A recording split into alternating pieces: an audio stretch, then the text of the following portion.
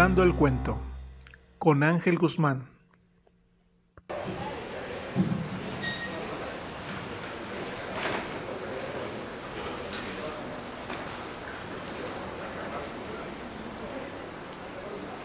Muy buena tarde tengan todos ustedes, muchas gracias por acompañarnos a quienes están el día de hoy aquí en la Dirección Central de Archivos, en el Salón de la Historia. Es un gusto saludarlos, a quienes nos acompañan aquí presentes y también a quienes nos acompañan de forma virtual por la página de la Dirección Estatal de Archivos. El día de hoy contamos con la presencia del doctor en Historia Iván Mora Muro, a quien les pido que le demos un fuerte aplauso.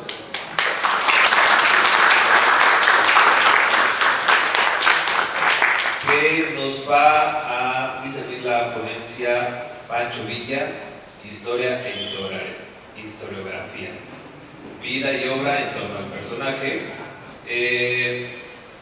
Esto es por el tema de este año 2023, justamente se fue declarado como el año de Francisco Villa. Le doy el uso de la voz a la maestra Ana Cecilia Figueroa para que haga la presentación del doctor. Gracias, maestro Rolando Valdés, por tu hospitalidad de siempre. Gracias a la Dirección de Medios, a Ale Medina, a Denise, que siempre nos apoyan con la transmisión en vivo. Yo no voy a leer el CV del doctor Iván Mora Muro, pero sí me parece importante para quienes no lo conozcan que tenga, por ejemplo, un acercamiento a su trayectoria. El doctor Iván Mora Muro es doctor en Historia por el Colegio de Michoacán. Recientemente se publicó su libro Los Historiadores, una comunidad del saber 1903-1955, un libro muy cotizado que se ha presentado en las instituciones académicas de prestigio, y por esta investigación obtuvo mención honorífica en los premios INA 2022 en la categoría Francisco Javier Clavijero. En la Universidad Autónoma de Querétaro se ha desempeñado como coordinador de la licenciatura en Historia y actualmente es el coordinador de la maestría en Estudios Históricos. Y pues yo creo que con esto sería suficiente y le damos la palabra. Muchas gracias a Cecilia y bueno, también a todo el equipo de la Dirección Estatal de Archivos, de nueva cuenta, por recibirnos acá. Que hemos hecho un muy buen vínculo entre la Facultad de Filosofía y el archivo. Entonces, bueno, estamos muy contentos en eso, seguir con actividades. Y bueno, con este año conmemorativo de Francisco Villa o Pancho Villa, no podemos perder la oportunidad de hablar algo, ¿no? de este, como mencionamos, personaje, si queremos llamar así. Y bueno, con eso podemos empezar, ¿no? Una persona real que finalmente también se puede convertir en personaje, ¿no? de tanto que se habla de él, cosas ciertas, unas no tan ciertas, unas exageradas. Él mismo pues es producto de esa visión que se tiene de Pancho Villa con sus memorias. El propio Francisco Villa pudo dictar y lo recogió Martín Luis Guzmán, uno de sus primeros, se puede decir, biógrafos, ¿no? Desde la literatura y biografía como tal. Entonces es un personaje, una persona, un revolucionario fundamental para la historia moderna de México, contemporánea de México, por todo lo que levanta, ¿no? Todo lo que despierta de interés y de investigaciones en torno a él. Mis fuentes primordiales, pues bueno, son los propios historiadores, los propios investigadores. Yo, como comenta Ceci Figueroa, me dedico en gran medida a la historiografía. Ahora voy a iniciar la plática con esa distinción entre historia e historiografía, para de ahí partir en un segundo momento datos generales de los o más importantes de Villa, a mi consideración, y bueno, consideración de varios historiadores y historiadoras. Y una tercera parte final de la plática, hablar de sus propios historiadores. Algunos datos también que los hemos convertido a los historiadores al gremio y que son también importantes para decir quiénes son, desde dónde habla ese investigador o investigadora que se interesó por la Revolución Mexicana o por Villa en particular. Bien, en general, como se ha dicho muchas veces, hay datos que se pueden conocer de Villa, otros son quizá tema de discusión, pero bueno, se dice que Villa nació con el nombre de Doroteo Arango en 1878 en el rancho de la Coyotada en Durango.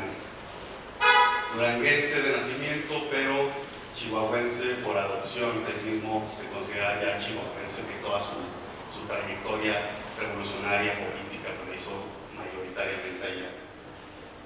Esos son datos de la historia, finalmente esos primeros datos que podemos conocer de un personaje o de un actor político, social, cultural. Y está la historiografía, que es lo que se escribe sobre esa persona o individuo o grupos sociales. Entonces, bueno, ya como sabemos, la disciplina pues ya está muy avanzada en las últimas décadas, todo el siglo XX, todo lo que va del XXI. Y en México, como insisto, no podemos dejar de lado ese término historiografía para entender qué es la escritura de la historia como tal.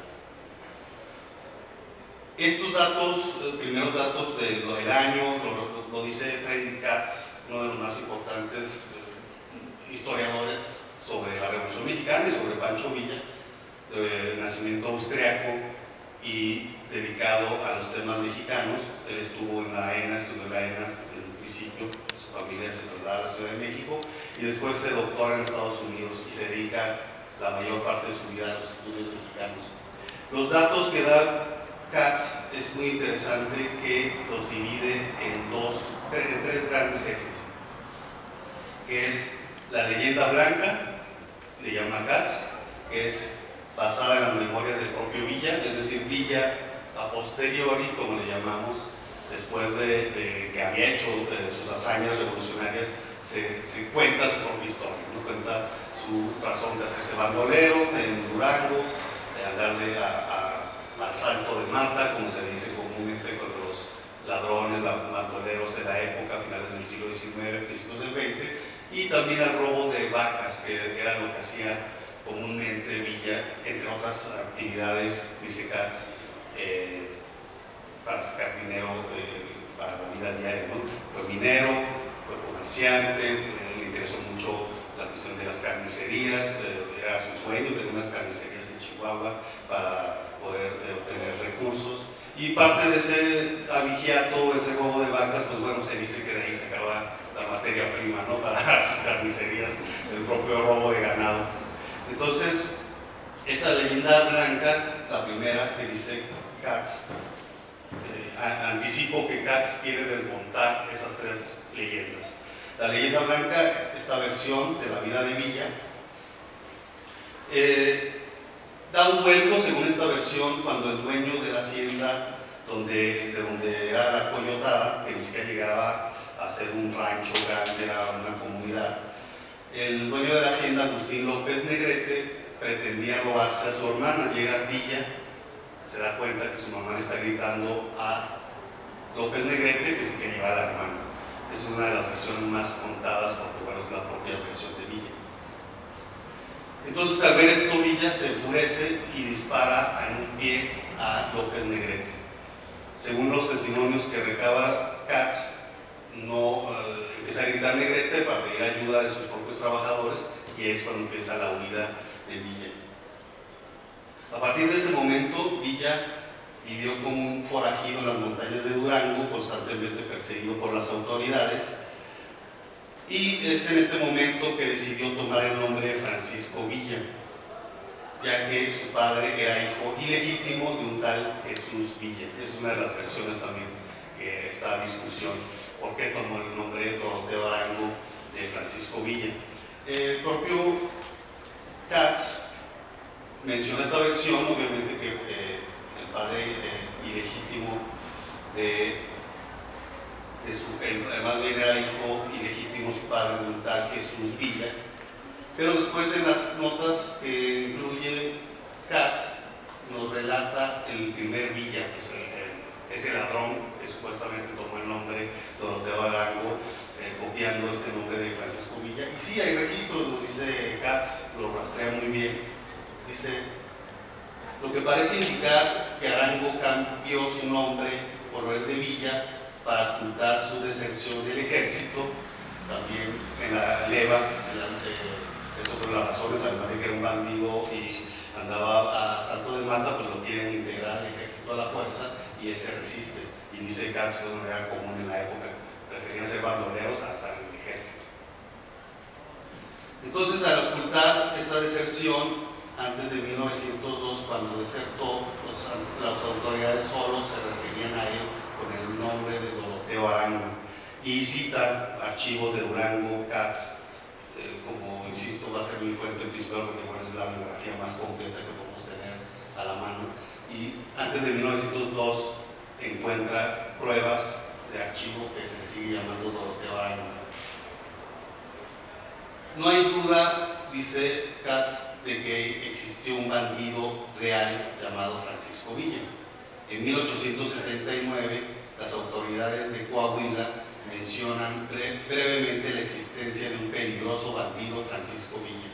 En 1938, el historiador Pablo Martínez del Río, descendiente de la familia que había sido propietaria de una de las mayores haciendas del estado, Santa Catalina, le pidió a Miguel Soto, un veterano de Durango, que investigara la vida de ese primer Francisco Villa. Y así sigue la nota. Entonces hay datos ya que historiadores de principios del siglo XX,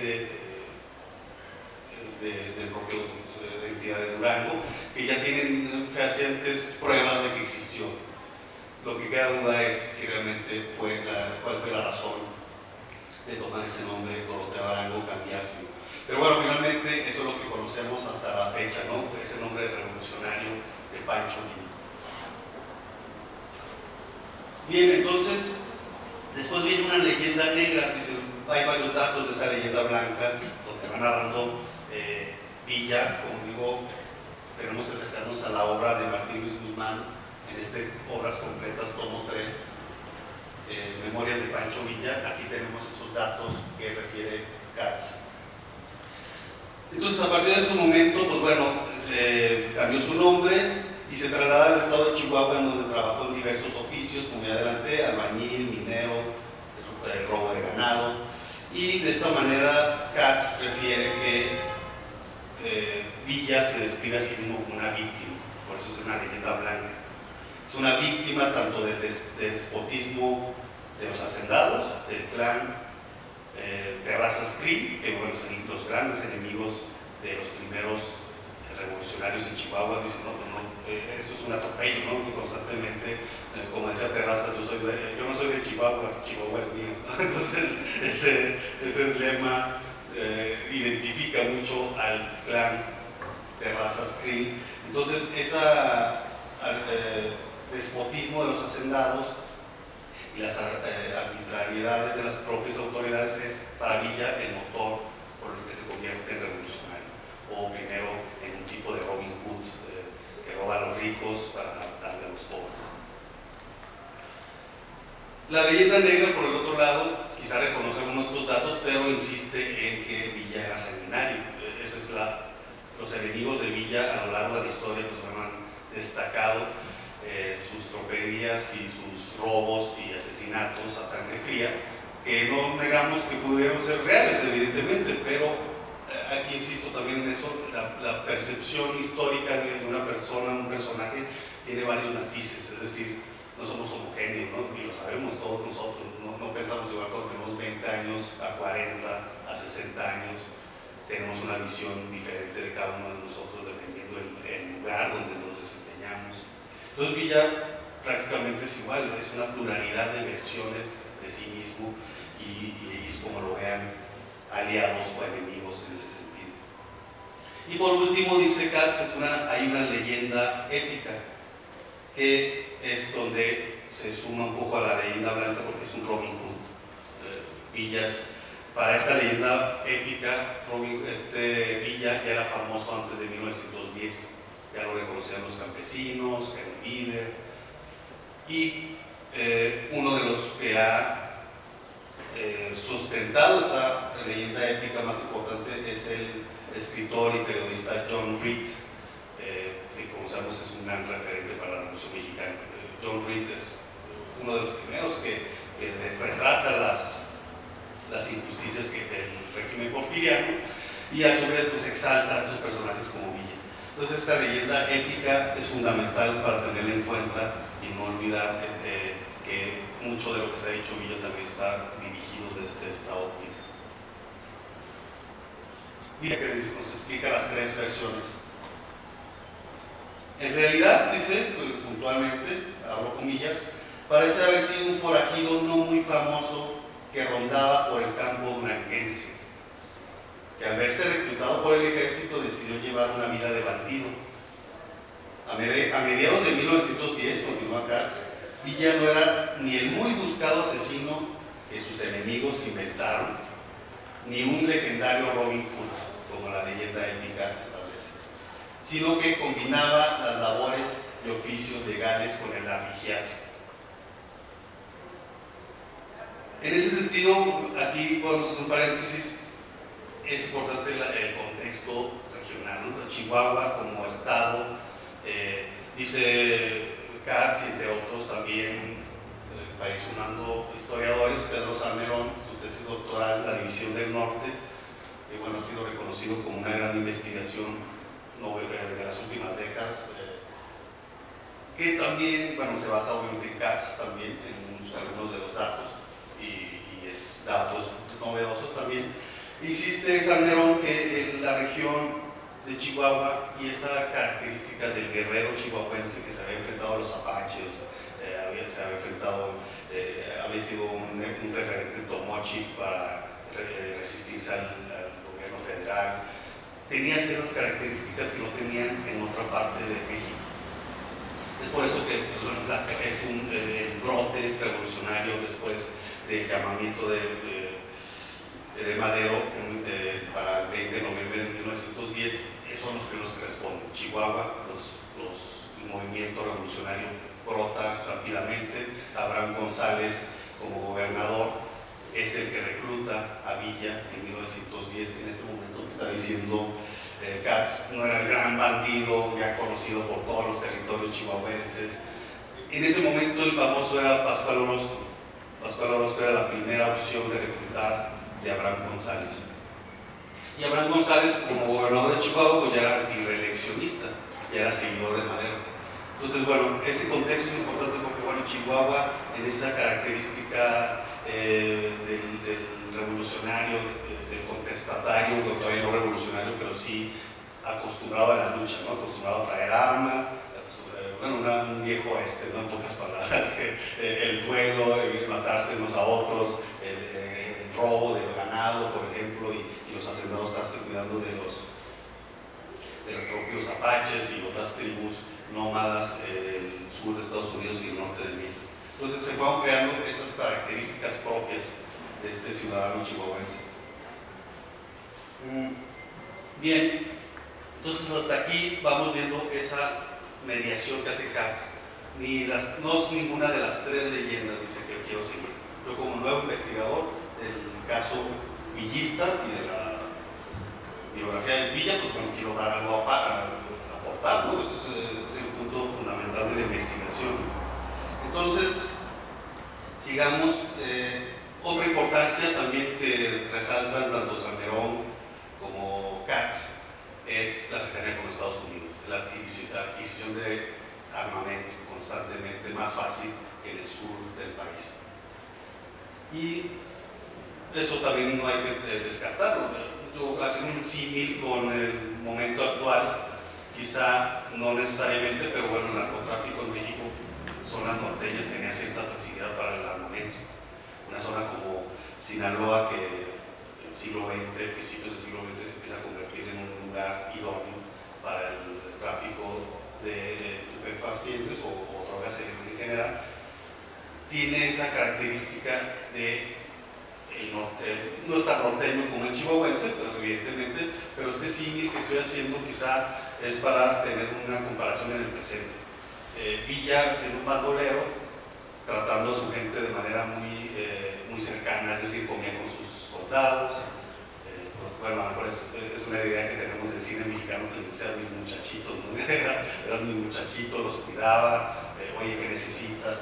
igual que lo hace un narcotraficante en una zona como Sinaloa, Chihuahua actualmente, Sonora, Michoacán quizá. Entonces esa es la cercanía. Entonces no podemos verlo como el revolucionario intocable, ¿no? Pero tampoco quedarnos nada más con la versión del asesino sin motivos algunos, ¿no? Como se la quedó ver, como digo, desde sus enemigos. Bien, entonces esta experiencia de guerrillera de los chihuahuenses es fundamental y por eso hago énfasis. El caso de Chihuahua también es importante porque desde principios de levantamiento en lugares como Cuchillo Parado, que es un nombre muy chistoso, que bueno, yo tengo que hacer el paréntesis, nací en Chihuahua, hasta los 20 años viví allá. Y bueno, yo desde niño que escuchaba el término cuchillo parado me daba mucha risa, ¿no? Desde la escuela de Ciudad Juárez, que yo estudié la primaria allá, secundaria allá en Chihuahua, la capital, y preparatoria en Chihuahua. Es al noreste del estado. Es un lugar muy pequeño, finalmente, pero Toribio Ortega, lo que después sería miembro de el villismo o la División del Norte, es de los primeros que se levantan, es de los primeros líderes importantes del estado de Chihuahua, Toribio Ortega. Pascual Orozco, ya lo mencioné, reclutados por el propio Abraham González, y después la revolución, dice Katz, siguiendo esta línea argumentativa de Katz, la revolución ofreció a Villa una oportunidad de venganza. ¿Venganza contra quién? Pues contra ciertas injusticias locales, primero en Durango, y después que se traslada a Chihuahua, se empapa de todo lo que estaba pasando con los Krill, con Terrazas y Krill. Bueno, y hasta la fecha rastreamos, ¿no? el apellido Krill, entonces ahí podemos quizá hacer también símiles con ciertas oligarquías o élites. La revolución, entonces, el 14 de febrero, para seguir un orden cronológico, no irnos perdiendo, ya pasó 1910, se levantan en varias partes de Chihuahua, guerrean contra Porfirio Díaz, y en 1911, 14 de febrero, Madero entra a México. Desde Estados Unidos, no entra por su estado natal, sino entra por Chihuahua. Dice, bueno, es que aquí ya está efervesciente el movimiento armado. Entonces entra a Chihuahua ese 14 de febrero, hoy, como, bueno, también ayer celebramos el 14, y se dirige inmediatamente con Pascual Orozco y también con Villa, que ya los tenía palabrados Abraham González.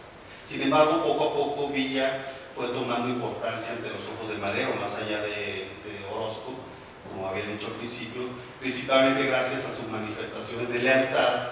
Además, sorprendía lo bien organizada que tenía a sus tropas.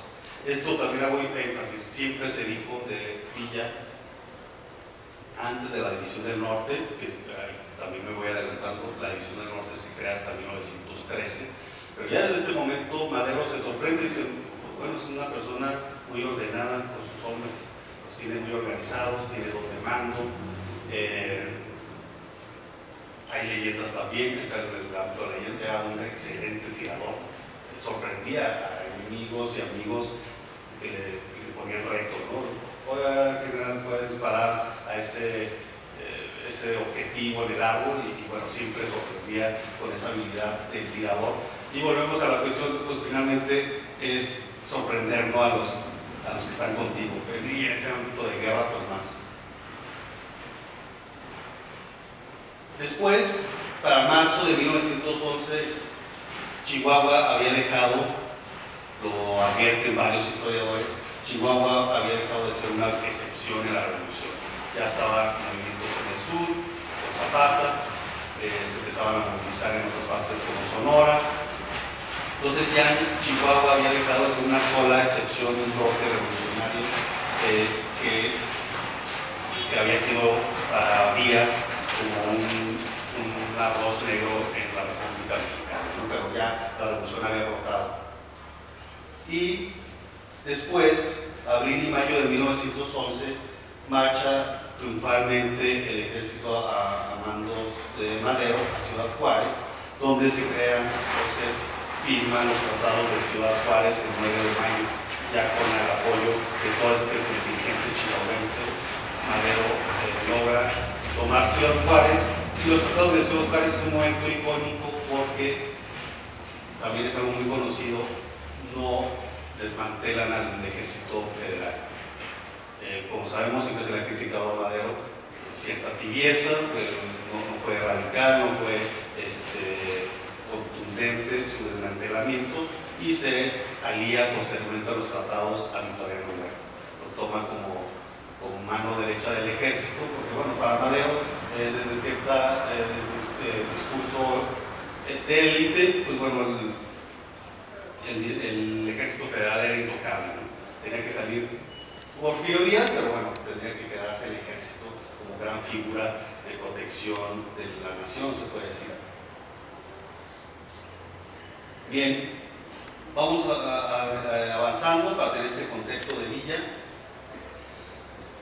Este caso de los tratados de Ciudad Juárez, 9 de mayo de 1911, Villa fue un crítico acérrimo de estos tratados, fue de los que también se ha registrado, que fue de los más insistentes de que esto es un error, cómo es posible. Madero aún así lo admiraba hasta el día de su muerte, y después de su muerte sigue hablando muy bien de Madero Villa, pero no aceptó que se le diera ese tratamiento no revolucionario, en pocas palabras, desde Ciudad Juárez. Y en ese momento el estado de Chihuahua, las inconformidades después de los tratados de Ciudad Juárez fueron en aumento. No se dio el reparto agrario, que ya se había prometido, que los campesinos obtuvieran tierras, y en noviembre de 1911 e inicios de 1911 y 12, Orozco, como ya lo dije, el gran rebelde de la región, salió con la oligarquía chihuahuense, con los Krill y los Terrazas, cambia de bando, Orozco. Y ahí es donde se vuelve una pugna entre Villa y Orozco, que da unas historias impresionantes, como dice el propio Katz, que a Hollywood les encantaría, ¿no?, retratar. Toma de Parral, hay testimonios, que ahorita leo un testimonio muy interesante de un extranjero, un alemán que está en Parral, un enviado, un reportero me parece, y eso es uno de los puntos fundamentales de la historia que nos retrata Katz, que no dejó de insistir, de alabar, es que no se basa solamente en los testimonios mexicanos, sino austriaco, pues tiene toda la intención de ir a archivos extranjeros en Europa, en Viena, en Austria, revisaba los textos de la propia Alemania, y recaba testimonios de la guerra muy interesantes de esta lucha inicial entre Orozco, que se había ido con la élite chihuahuense, y el propio Villa, que seguía siendo maderista. Bien, ahorita veo la página. Sí, Villa ingresa a la vida civil. Villa y Orozco, como les estoy contando, para marzo de 1912, Parral era la única ciudad en el estado de Chihuahua que permanecía siendo maderista. Orozco había logrado volver a reclutar y a vencer a las autoridades revolucionarias, y había tomado el estado otra vez para la élite o el clan Krill Terrazas. En ese sentido, hay un testimonio, como lo comento este corresponsal alemán en la página 191, que nos puede retratar muy bien desde testigos presenciales al momento de esta lucha, pues, encarnizada en una ciudad del sur del estado, que es Parral. Dice el testigo alemán Carlos Roth: nos despertó alrededor de las 4 de la mañana del 12 de abril un fuerte cañonazo. Orozco había enviado 1000 hombres, 2 ametralladoras y un cañón, pensando que le sería fácil tomar la ciudad. Sin embargo, la guarnición de la ciudad presentó una resistencia desesperada. e intentó concentrar el fuego tan lejos como era posible, en las afueras de la población, para que las familias y los civiles no fueran víctimas del combate. A las 8 parecía que los orosquistas estaban a punto de alcanzar la victoria. 6 mulas con su cañón iban a la mitad de la montaña que domina la ciudad, y probablemente se proponían bombardearla cuando una ametralladora de los rurales, manejada por un americano llamado Tom Fontaine, empezó a disparar con mortíferos resultados. Fontaine concentró toda su atención en el cañón y debía tener muy buena puntería, porque cuando cesó el fuego, las 6 mulas estaban muertas y el oficial de artillería tenía una herida en la cabeza y yacía junto al cañón que sus hombres habían dejado abandonado.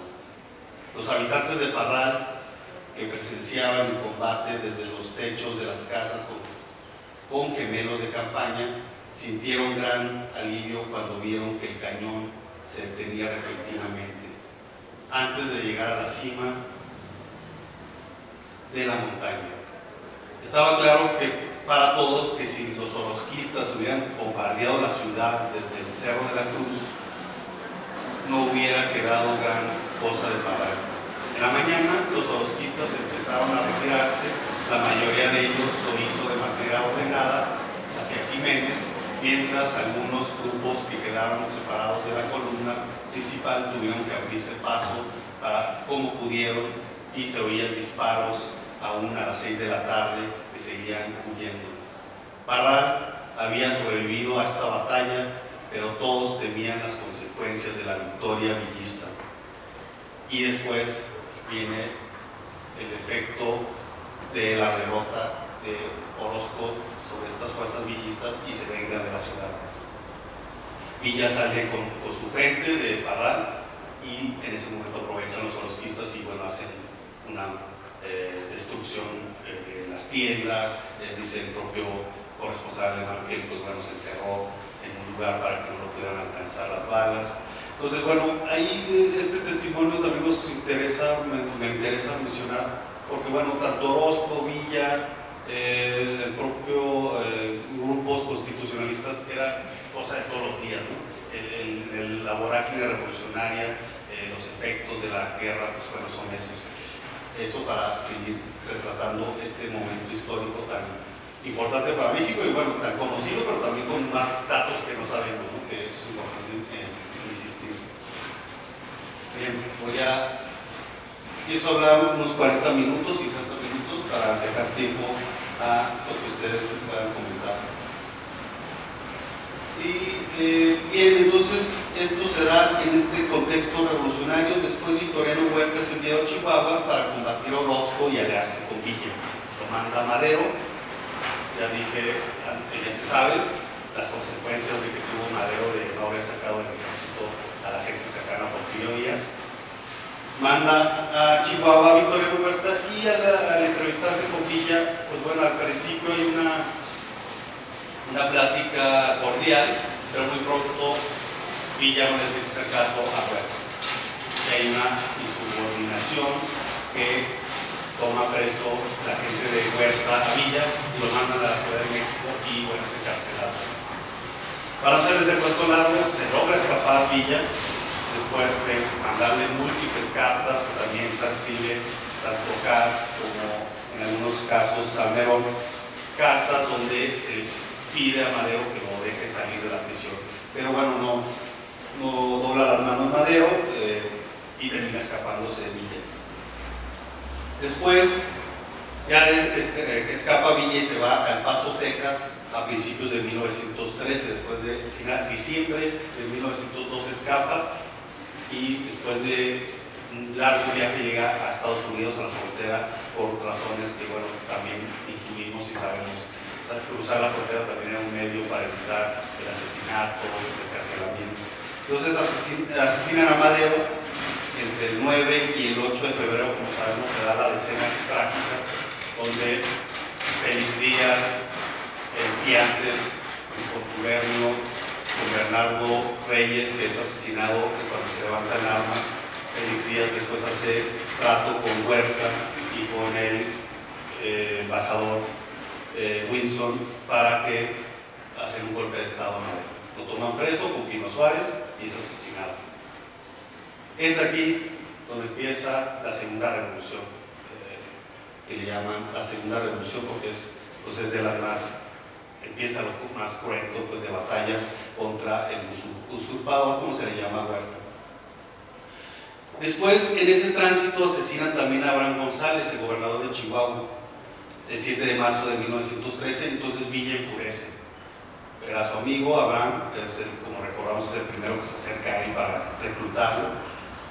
Y ahí es cuando decide sumarse con más fuerzas contra Huerta, contra el asesino pues, de Madero.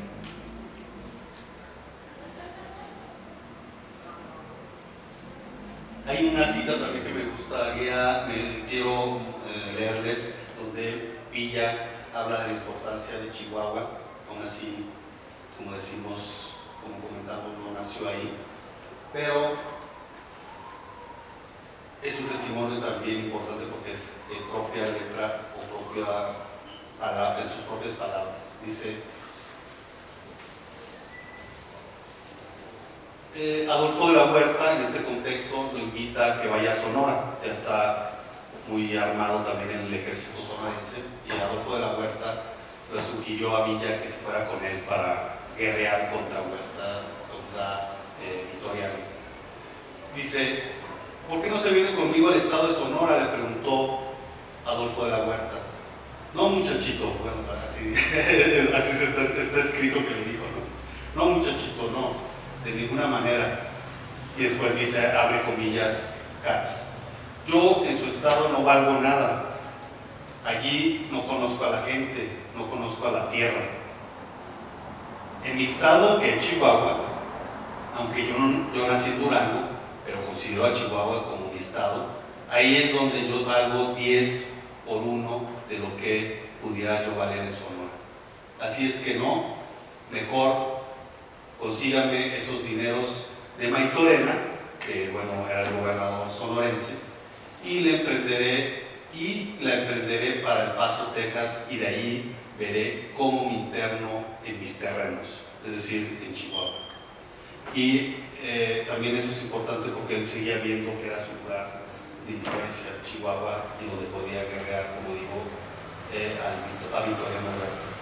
Entonces, bueno, esa segunda revolución, es importante que se desata pues esta guerra hasta que se crea el ejército de la División del Norte en 1913, y es una unión de locales, es decir, de revolucionarios locales chihuahuenses y bajo el mando de Villa. Algunos se resisten, evidentemente no deciden seguir a Villa de la noche a la mañana, pero los convence que finalmente es uno de los revolucionarios más sonados ya en el Estado y en México. Ya se había convertido, a diferencia de 1910, como dice Katz, que todavía no era un gran bandido, un gran Robin Hood.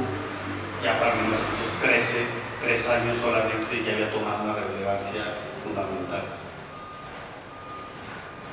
Villa, la División del Norte, toma Torreón frente a las tropas orozquistas, que Orozco se había aliado a Huerta. Entonces, bueno, es ir y venir, ¿no? Esa lucha constante de facciones. Y este paréntesis tan importante, por eso se critica tanto el Monumento a la Revolución, porque bueno, ahí están enemigos constantes, ¿no? En toda la Revolución Mexicana están enterrados, o se les recuerda con ese término Revolución Mexicana a una serie de facciones que eran enemigos, ¿no? El otro caso, vamos adelantando los puntos para Villa, como lo que conocemos de él. Fue gobernador de Chihuahua, como sabemos también, el 9 de diciembre hasta el 7 de enero solamente. Son 30 días prácticamente, no fue un periodo amplísimo, pero siempre se ha hablado qué hizo en Chihuahua como gobernador. Bueno, se cuentan cosas de que abrió 50 escuelas, por ejemplo, para él la educación, aunque era un iletrado, decía, no, que la educación es muy importante. Y siempre admiró a gente como Madero, que él decía, no, bueno, es una persona letrada, tenía mucha admiración pues, por la gente que había estudiado. Pero a la vez se ha dicho que, y es muy seguro que lo hizo, que ajustició a muchos enemigos, es decir, sin juicios, obviamente fusiló a muchísima gente. La toma de Zacatecas, junio de 1914, es la gran victoria recordada también de Villa contra las fuerzas huertistas, y es uno de sus momentos, es uno de los momentos donde se reconoce esa valía de la División del Norte como el gran ejército organizado, bien estructurado, con buen mando y que gana batallas, y es donde se empieza a hacer la gran leyenda de Villa como el gran general, que bueno, interesa a los Estados Unidos también, donde sabemos que hay cinematografía, hay estudios sobre él. Entonces Villa se convierte en el gran general, el gran representante de la Revolución Mexicana. Después ya entramos en la época, ya cae Huerta y entra el constitucionalismo de Carranza. Carranza también, para retratarlo rápidamente, bueno, proviene de las altas esferas, es de la élite, y ante la negativa de los líderes agraristas de disolver tropas y reconocer la autoridad de Carranza o la autoridad del constitucionalismo, Carranza optó por retirarse a Veracruz, y es donde aprovecha Villa y Zapata y se toman esa icónica foto donde están sentados en la silla presidencial, que fue más un juego, como lo han dicho varios. Siempre en la foto analizan a Villa sonriente, como si fuera un juego, y un Zapata muy serio, ¿no? Dicen los historiadores que está como si esperando que saliera un arma de la cámara fotográfica, de lo desconfiado que se ve ahí Zapata, a diferencia de Villa. Pero bueno, finalmente fue solo una muestra de poder, de podemos sentarnos en la silla presidencial mientras Carranza se retiró a Veracruz. Otro de los grandes momentos icónicos, pues bueno, es la derrota de Villa frente a Álvaro Obregón en enero de 1915. El general Álvaro Obregón, bajo el liderazgo de Carranza, ocupó fue uno de los enemigos, fueron curados después de esto de Villa, y la batalla fue también reconocida como una gran derrota para Villa en ese sentido. Después viene el ataque a Columbus, también otro momento icónico, el 10 de enero de 1916, entra a Estados Unidos, hace un desbarajuste, y bueno, también los Estados Unidos envían, como se sabe, una misión punitiva que le llamaron, bajo el general Pershing como líder, a buscar a Villa. Y bueno, hay leyendas también que burlaba a los soldados norteamericanos, y entonces siempre era la idea de que era muy inteligente, ¿no? Villa, el gran revolucionario que tenía una capacidad de hasta vencer a los norteamericanos en su propio terreno, que era Columbus. También, después de esto,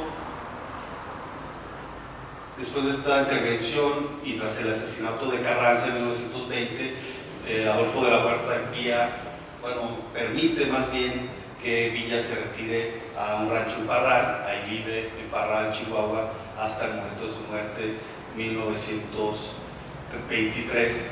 Y buscando en YouTube, que traía una imagen, pero bueno, está circulando ahorita las imágenes en la versión digital, en línea. Si gustan ver después esas imágenes en internet, hay una foto, bueno, yo traje una referencia de que hay un video en YouTube de uno de los asesinos de Villa. Ese video filmado o entrevista en los años 70 es una muestra, un testimonio interesantísimo de José Sáenz Pardo, asesino con otros 7 hombres a Villa en Parral, Chihuahua, como sabemos. Y él lo que refiere, ese 20 de julio de 1923, dice: lo matamos porque nos había hecho muchas cosas a la familia.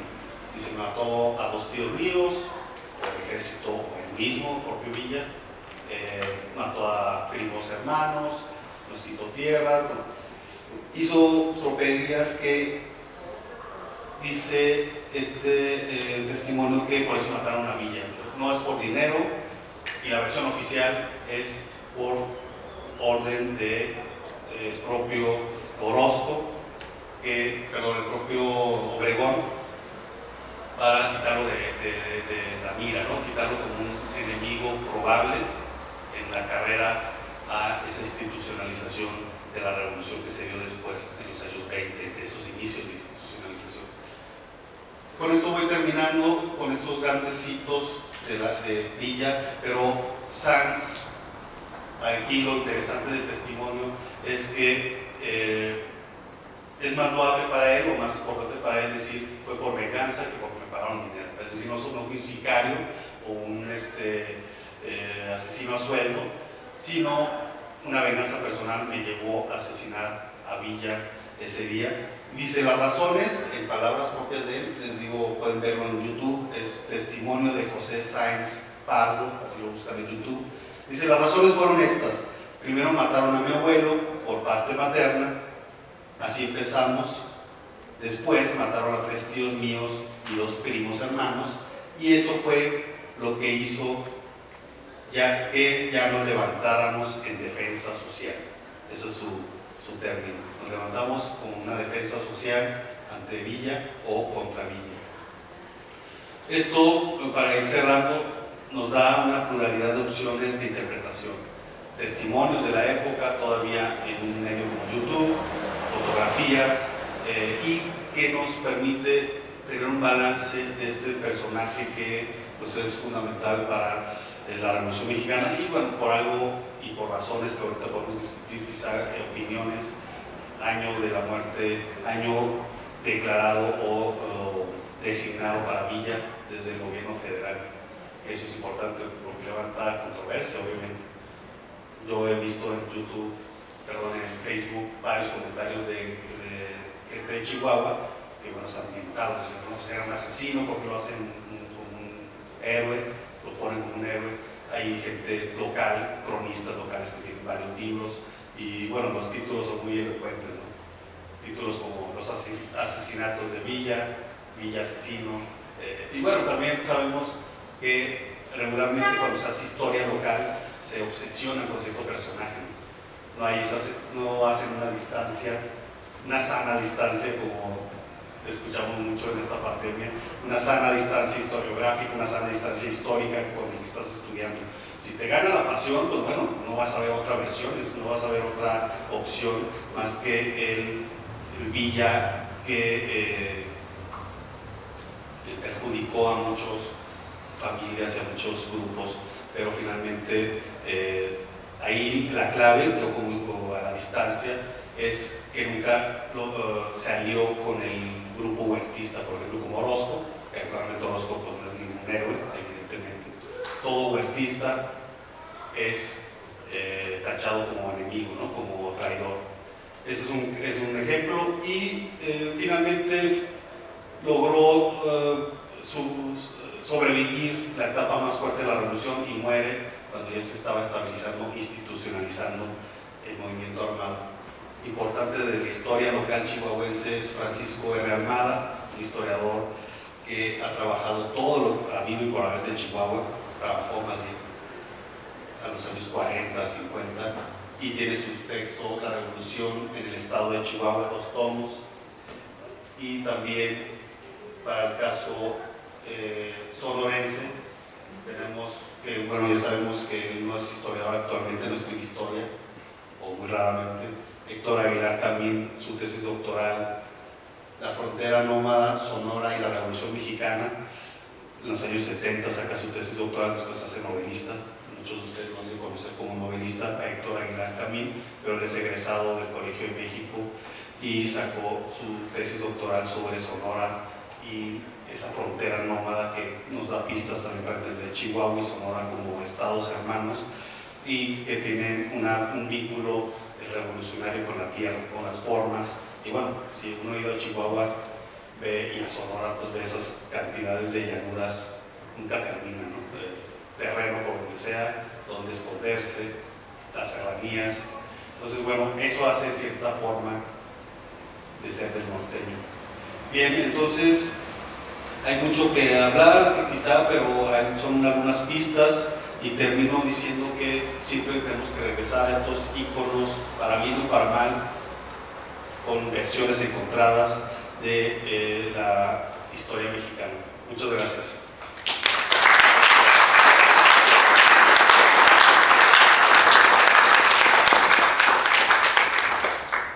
Bien, muchas gracias, doctor Iván.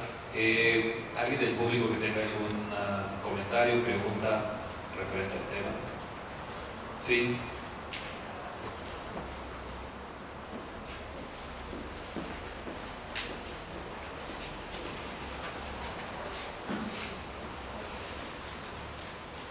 Muy buenas tardes, muchas gracias por excelente exposición.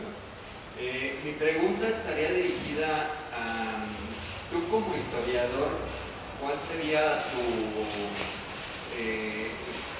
punto de vista o cuál sería esa visión que tienes de Francisco Villa?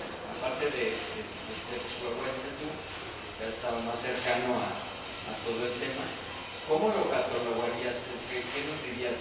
¿Sí abonó a la historia de México? ¿No abonó? ¿Simplemente fue un personaje creado? ¿Qué nos dirías al respecto?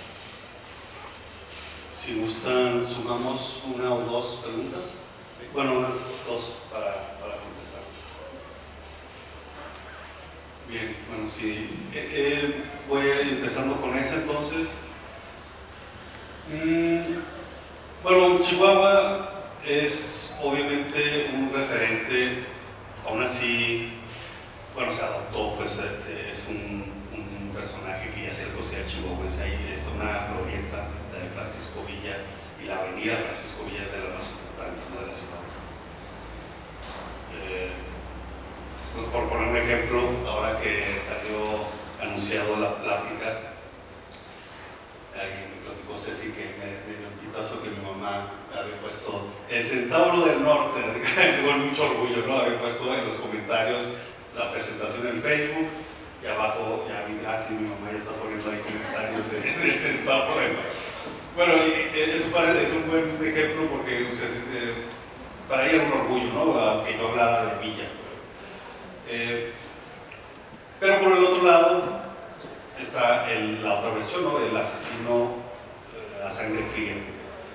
A lo que me pregunta si fue un aporte revolucionario, me parece que sí, porque en las facciones, múltiples facciones de la Revolución Mexicana, sigue catalogándose como una facción agraria, muy diferente quizá que la de Zapata, más clara la de Zapata, que hasta la fecha, pues bueno, tiene esa ideología, pues un ideólogo con su gente de ese agrarismo de tierra y libertad como lema, un lema anarquista. Villa no era tan claramente, me parece, ese acercamiento agrarista o popular, pero sí era un referente en el sentido de cierta lealtad a Madero, que sabemos que Madero sigue siendo la figura demócrata de la Revolución Mexicana, ¿no?, asesinado por Huerta, un usurpador, un chacal, como dicen.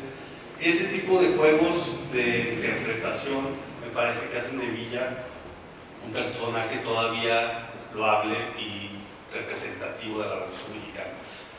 Ya personalmente, pues yo no puedo decir si es correcto o incorrecto que se le haya nombrado el año, por ejemplo, de Villa de 2023, pero lo que sí nos refleja que para el gobierno mexicano actual, y puede ser, no sé si estaría otro gobierno, lo haría, sigue siendo un referente porque no se le considera un traidor. Esa es la clave, la palabra clave, yo creo que para los movimientos agrarios, revolucionarios, independencia mexicana, por ejemplo, en el siglo XIX. Si se es traidor, no tienes espacio en el panteón de los héroes.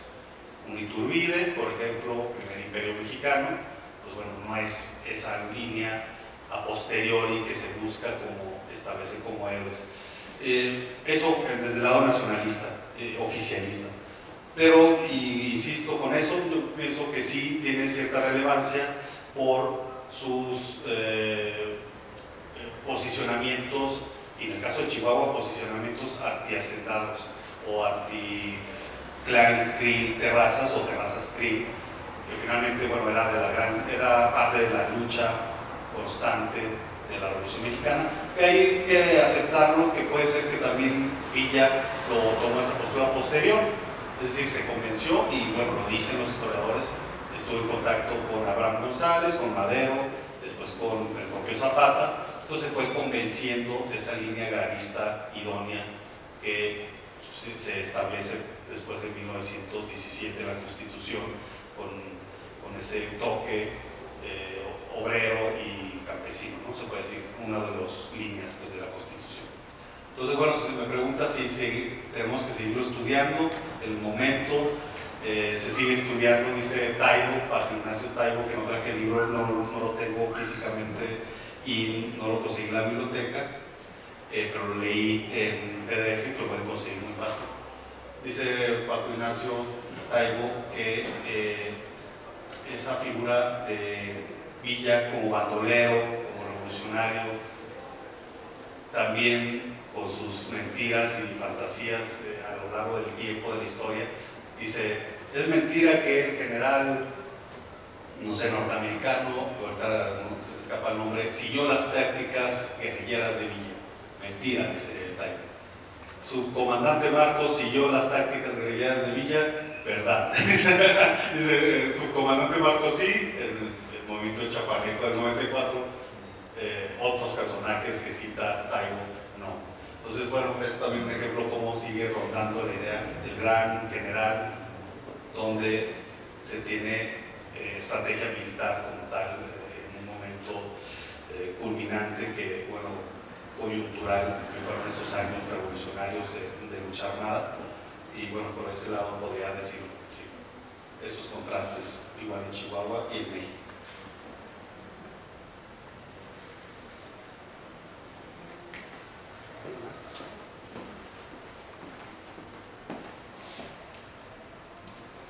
Iván, tú que ya te peinaste toda la bibliografía y nos ahorraste mucho tiempo y esfuerzo, quiero preguntarte, Paco Ignacio Taibo y Salmerón se quejan amargamente que le digan a la de Pancho Villa la división del norte.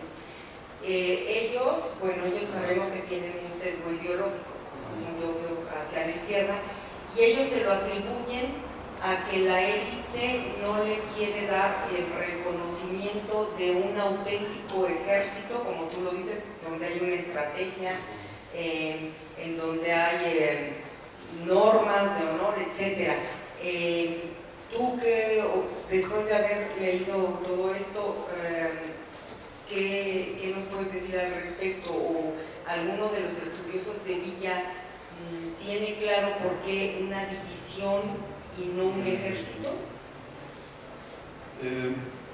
No tengo ahorita el dato así exacto en ellos dos, como dices, de Taibo y Salmerón,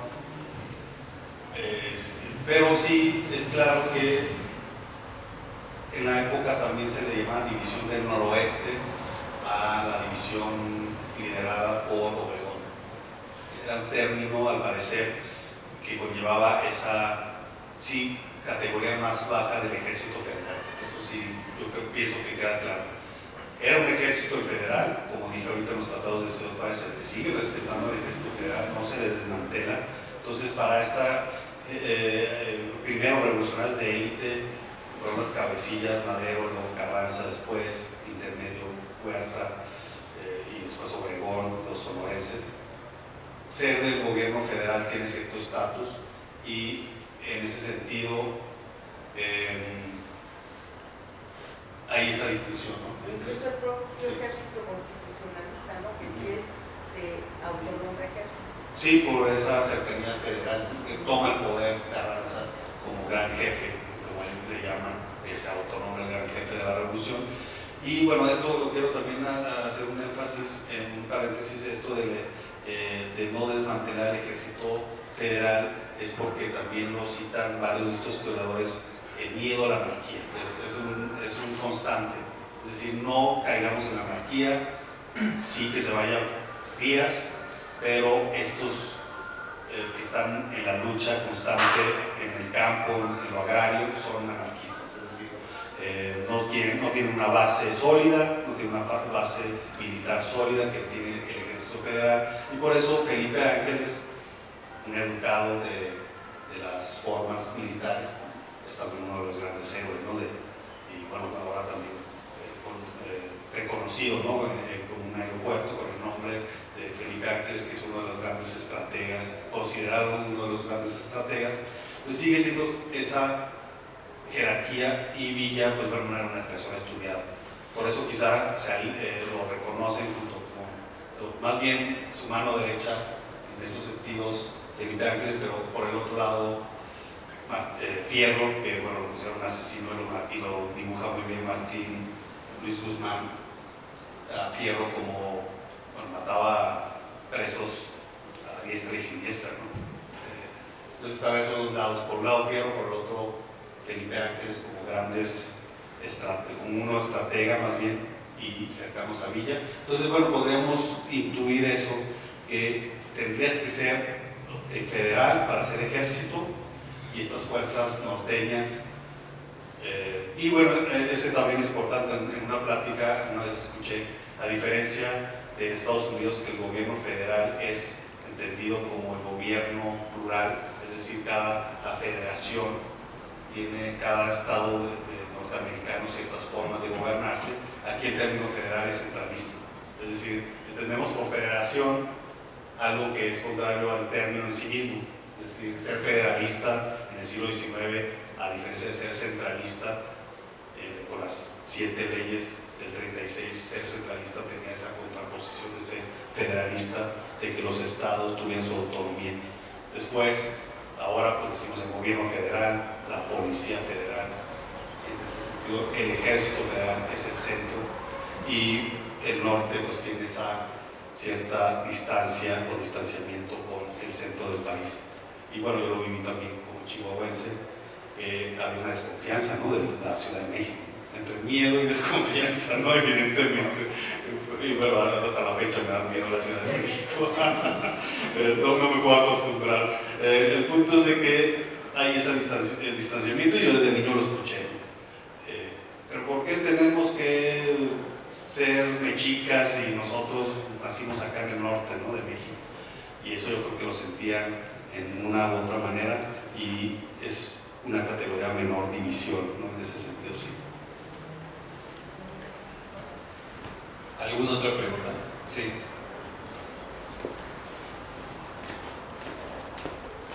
Gracias, maestro.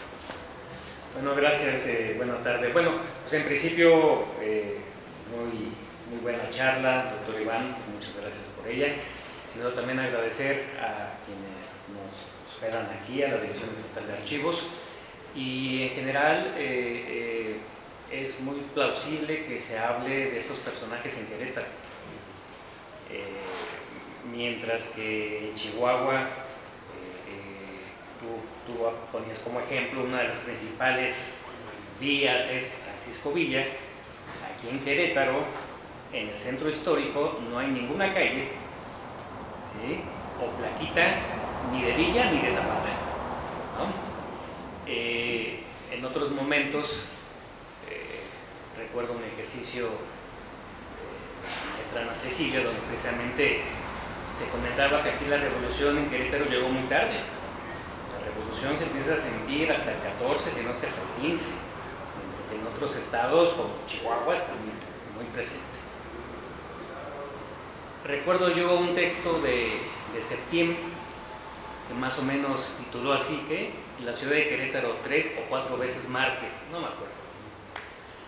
Y uno de los sucesos que marca Septién como donde la ciudad de Querétaro sufrió fue en el proceso de la Revolución Mexicana, particularmente cuando estuvieron aquí el ejército constitucionalista. En la memoria local, tradicional, está muy presente actos vandálicos, entre comillas, de los carrancistas. Y pareciera ser que en la historia local es un episodio que quieren olvidar, pero el reto en términos historiográficos es abordarlo, analizarlo, ¿sí?, con fines historiográficos, que a veces no estamos exentos de pasiones, finalmente. Por ejemplo, recuerdo el ejercicio de Adolfo Guilly, La Revolución Interrumpida, donde identifica a Zapata y a Villa como la aparte de los ejércitos campesinos, ¿no? En oposición a un ejército elitista como el de Obregón, por ejemplo. Y es, pues no sé hasta dónde se conozca la presencia de Villa en Querétaro. Villa estuvo en Querétaro. Pero es un episodio que no se conoce, ¿no? Y todavía más. Año tras año, el 5 de febrero aquí se convierte en la conmemoración de la Constitución de 1917, que es el inicio, o no sé qué etapa sea, de la institucionalización de la revolución. Y 2010, aquí el festejo revolucionario pasó desapercibido, o sea, se hizo más énfasis en la independencia, y bueno, tenemos un museo de los conspiradores, pero no hay un pequeño museo, ni siquiera un museo de sitio, que pudiera haber un museo de sitio en el Teatro Iturbide o de la República, como se le quiera llamar, en referencia a que Querétaro fue escenario de varios episodios de la Revolución, particularmente el del 5 de febrero, ¿no? Entonces, es un comentario en términos de que es plausible que se hable de estos personajes aquí, y todavía más que para las nuevas generaciones de historiadores pues pueda ser abordado, ¿sí? Con o sin pasión, pero bueno, pero entonces gracias por esta charla, gracias al Archivo del Estado que dio oportunidad de que se mencione a Francisco Villa y esperemos que en otro momento Zapata, pero bueno, tal vez aquí el zapatismo poco o nula presencia tuvo, pero Villa, de que estuvo en Querétaro, estuvo. Bien, gracias. Solo quiero hacer un comentario, bueno, Ricardo lo sabe porque tenemos por ahí un capítulo de un libro que escribimos juntos al respecto, pero para el público, pues obviamente nunca habrá una calle que se llame Villa y Zapata, porque la nomenclatura la cambiaron los constitucionalistas ya que triunfaron, ¿no? Ya que toman Querétaro y va a ser sede del constituyente, entonces deciden que además de remozar las calles para que no se vea como pueblo, pues hay que cambiarle los nombres, ¿no? Y pues evidentemente los constitucionalistas no iban a ponerle un nombre a Villa, ¿no? Y a otro a Zapata, esa es la razón.